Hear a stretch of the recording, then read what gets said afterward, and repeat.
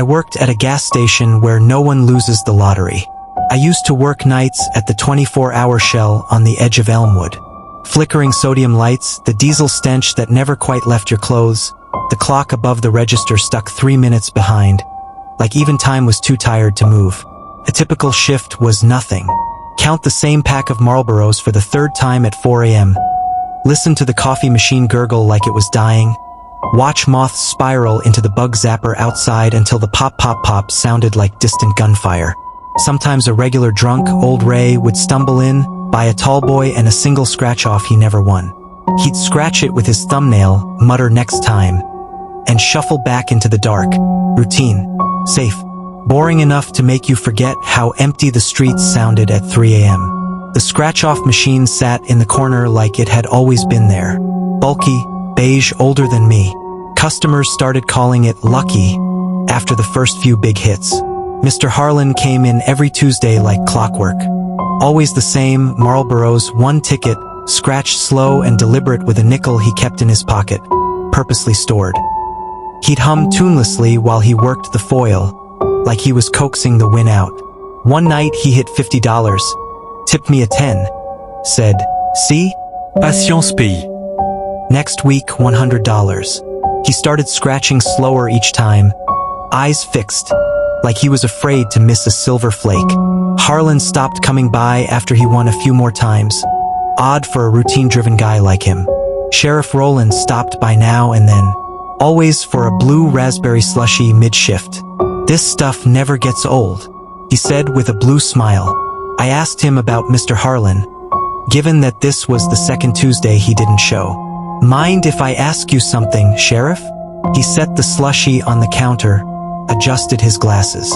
"Long as it's not about parking tickets." I haven't seen him since he won a bunch of scratch-off every Tuesday, always the same time. This is the third week in a row. Rowland watched the machine while I talked. Didn't look at me once. Trailer was empty when his employer reported him missing, he said finally. The lights in the house were all burning, and the fridge door open. "That's weird. Anything out of the ordinary?" I asked. His jaw tightened, just a little. "Winning tickets on the dining room table," he said. "Like somebody left in a hurry." I pointed toward the corner where the machine rested. "They came from that machine." He took a long pull from the straw, eyes still on the screen with his spectacles reflecting the light it emitted. "People who catch a break don't always leave a forwarding address," he said. "Some folks take the chance to disappear." He picked up the slushy and headed for the door. "You worry too much," he added. "This town does that to people." I watched him go, but the problem was Mr. Harlan wasn't the only one who'd caught a break. And he wasn't the only one who'd stopped coming back. Tammy from the diner across the street used to come in after her graveyard shift, still in her uniform, smelling of grease and cheap cigarettes. She'd buy a ticket, scratch it fast like it owed her money, laugh when she lost. After her $200 win, she started showing up later and later, alone, eyes glassy. "This machine knows me," she told me once, voice low. Quit her job the next day. No one saw her after that. Another case was Jake, the mechanic. Loud enough that you always heard him before you saw him. A loud guy. Always mentioned about how he just needed one more win to finally fix the shop. For good. One night he hit $500, the biggest payout I ever saw from that machine. A week later, Jake was dead. His truck went straight off the ravine on Dew Pass. The news spread through town like the flu. People whispered about it. No skid marks. No swerve. Just tire tracks, arrow straight, disappearing over the edge. Most folks settled on the obvious explanation, that he was drunk, blacked out, another senseless accident. But anyone who knew Jake knew better. He loved two things more than anything else, his truck and his work. Mr. Jones loved it. Sales tripled.